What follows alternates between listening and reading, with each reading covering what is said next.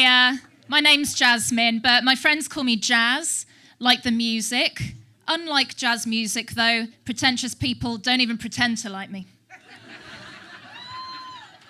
I'm what some people might call an introvert trapped in an extrovert's body. On the outside, I could be talking to you all day, smiling, laughing at your jokes, while my insides shrivel up and die. I should really stop saying that at job interviews. I've done quite a lot of odd jobs, actually, in my time. For a while, I actually did some temping work for a yoga company. You'd think they'd be really chilled out, wouldn't you? But they were awful. I had to bend over backwards for that lot. I used to do a bit of yoga in my spare time, actually. Lots of jogging, loads of exercise. I dieted for a couple of years, cut out carbs. I got dead skinny, but I gave it all up because actually I quite like being happy. You know, Kate Moss once said that nothing tastes as good as skinny feels. Well, clearly somebody's never had a drunken tikka masala at 3 a.m. No, I love food. I love good food, proper good food. I think that comes from having a French mother. She's from Dijon originally, and let me tell you now, her cooking really cuts the mustard. We used to have all sorts of stuff like coq au vin, tartiflette, salade niçoise, dead fancy stuff, right? But she used to call it peasant food. She used to say, "Oh, I love this peasant food. Oh, peasant food is the best food." She's a bit bourgeois like that. That, and she's clearly from Hello. My dad's a bit different, though. He's a northerner.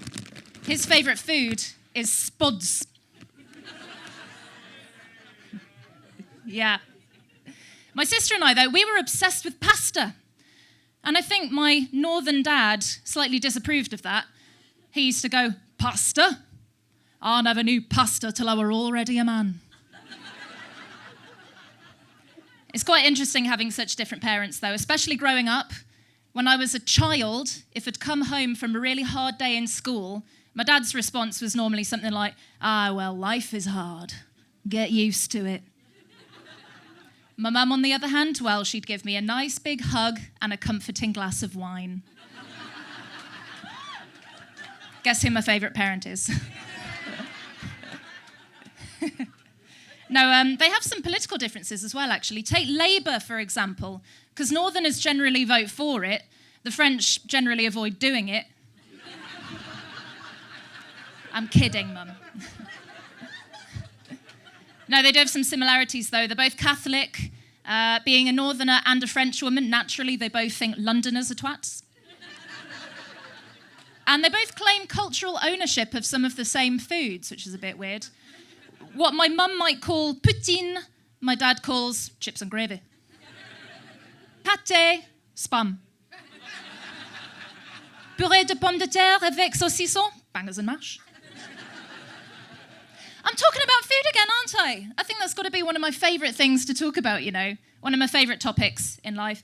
I think that's probably the same for most people, though. We love food, don't we? Yeah, we do. We love food. And I mean, when you think about it, food is what we use to coax complete strangers into maybe having sex with us. You know, you meet someone you like for the first time, what do? Hey, dinner? Or just do what I do and leave a trail of cheese leading to the bedroom. Works every time. Yeah, no, I love food. Dating culture, though, is so strange. I can't get my head around it sometimes. We must have the strangest mating practices in the animal kingdom.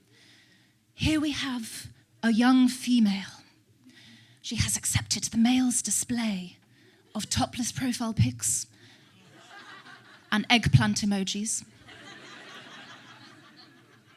They are now watching each other feed. The female has displayed herself as a reptile, removing all body hair, except the eyelashes, where she has added more body hair. Is it the same hair? It's a mystery. Both maintaining the illusion that they are someone better. After an hour of inane conversation, they will complete the ritual with Netflix and chill. I love people watching, don't you? I love spying on people. I think that's got to be the only fun thing about working in the service industry. You know what's not fun, though? The nutters. I was working in a fast food restaurant for a while, and this customer comes in, all slack-jawed, staring at a phone like this. And there must have been something wrong with my face. I must have looked like I wanted to talk to her. Because she starts coming up to me and starts slagging off the COVID vaccine. She's going all like, oh, mate, they can track you now. They can track you. They can sneak a microchip into your brain and track where you are, she said while tagging the location on her Instagram post. I just stood there and I was just like, oh my God, a real one. A real conspiracy theorist. I didn't think these people actually existed. I thought they were a myth made up by the government to make us hate ourselves. No, but like, honestly, I honestly blurted out, you did go to school, right? But no, the introvert inside me held me back and said, wait, don't set off the crazy lady. She knows where you work. Then again, maybe that was just the microchip talking.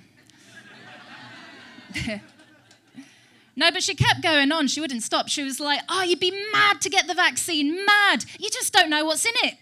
And I said, oh, yes, I completely agree, madam. Anyway, enjoy your Whopper meal. Have it your way. Thank you so much, everyone. I've been Jazz.